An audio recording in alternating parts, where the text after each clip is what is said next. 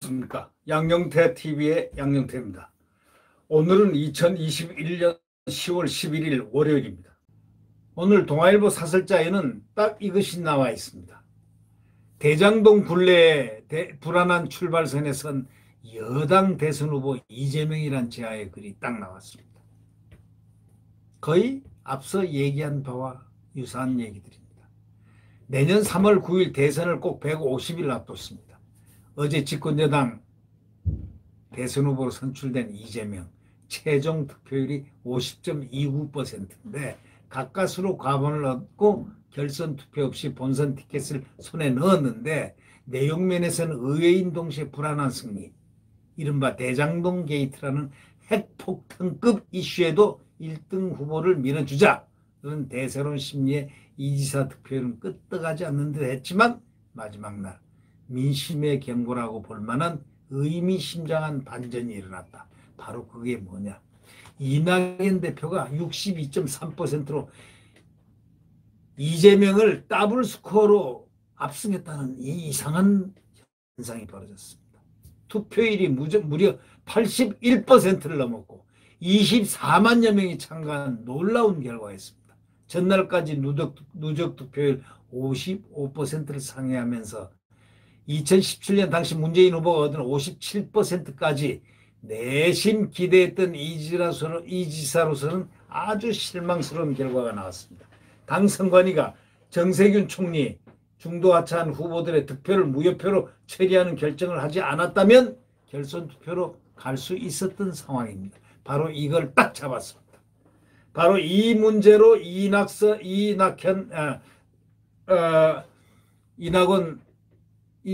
그 후보의 진영 캠프는 지금 불복하고 있습니다.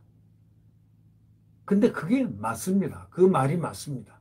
원래 투표를 하게 되면요, 과반 투표로 뽑을 때는 1차, 2차, 3차 할 때는 전부 표수를 해서 총 투표자 수로 따져야 들어가야 되는데 이 투표를 빼버렸습니다. 무슨 이런 수학이 있는지 모르겠습니다. 뭐 남의 집에서 뭐 이러든 저러든 뭐 감나라 배나라 할 수는 없지만 제가 보기에도요, 있을 수 없는 이야기죠. 그걸 무효표 처리를 했다는 겁니다. 무효표 처리하면 안 됩니다. 총 투표수에 몇 사람이 총 이번에 투표에, 자, 제1차에는 10명이 참가했다 해서 몇 표 나왔다, 몇 퍼센트다.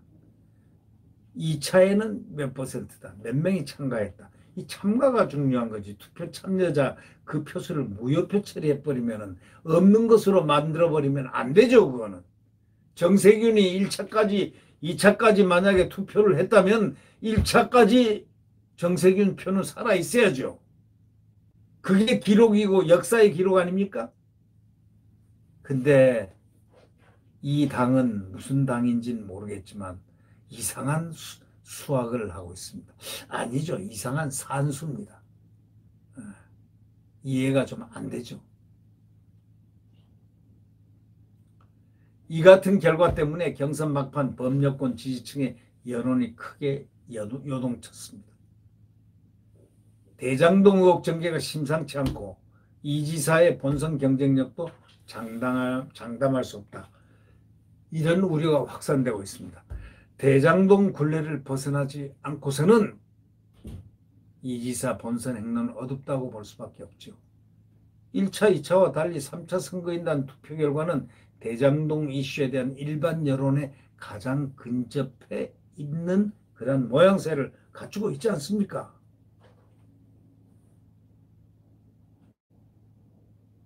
이재명은 이걸 갖다가 자기가 대장동을 설계를 했다고 큰소리 쳐놓고 토건 세력과 유착한 정치 세력의 부패 비리를 반드시 뿌리 뽑겠다, 마치 그러면서 국민의힘이 게이트를 일으켰다는 식으로 얘기를 했습니다. 그의 뻔뻔함, 그런 말을 하는 뻔뻔함에서 저런 사람이 과연 대통령 후보로 나와서 대통령이 된다면 이 나라는 어떻게 될까 한번 좀 생각하면서 어지럼증을 유발하고 있는 상황이 될 수도 있지 않을까 하는 의문이 들고 있습니다. 어떻게 이걸 해결하지 않고 대통령이 되려고 할까? 이걸 왜 어떻게 해서 국민의힘에다가 미룰까? 어떻게 미룬다는 이야기가 입에서 아무렇지도 않게 나올까? 그때 시장이 누군데? 이동규가 유동규가 누군데? 측근 아닙니까? 자기가 임명권자 아닙니까?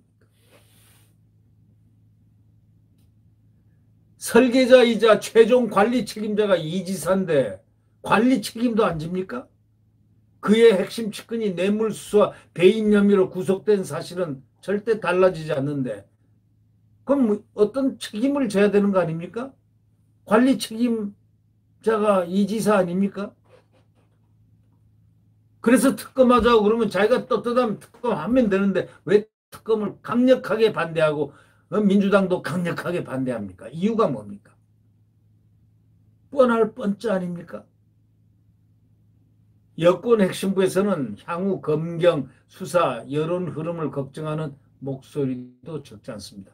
경선 기간 이 지사의 배임 가능성을 거론하면서 후보 구속 상황을 가상할 수 있다는 말까지 나온 상황에서 민주당이 원팀으로 본선 끝까지 갈 수 있을지 의문이다라고 사설자는 지적하고 있습니다. 사설자는 말미에 이렇게 얘기합니다.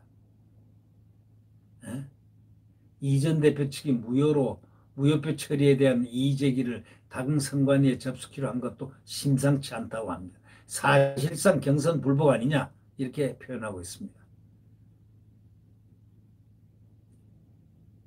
대장동 게이트가 이재명 게이트로 귀결될지 국민의힘 게이트로 귀결될지 예단할 수 없을 정도로 지금 수사를 하고 있는데 특검을 해야 진실이 밝혀진다는 것이 대부분 국민들의 사고방식인데 특검을 완강하게 거부하는 사람이 누구냐?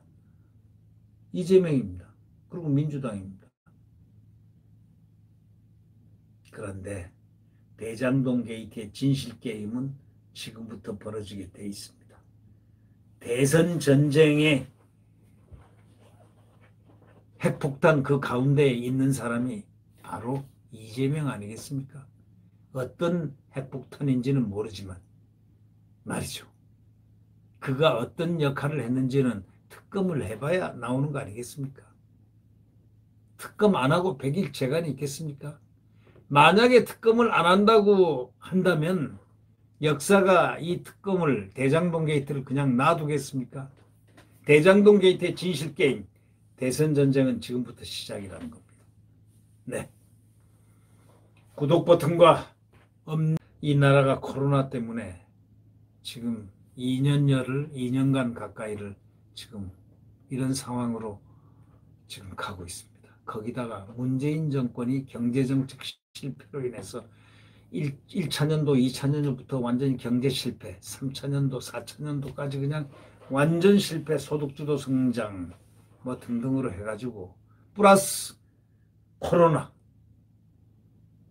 자, 우리가 어떻게 일어설 수 있을까요? 네, 구독 버튼과 엄지를 눌러주시면 감사하겠습니다. 여러분 오늘도 건강하고 강건하게 멋있는 하루를 보내시길 바랍니다. 안녕히 계십시오.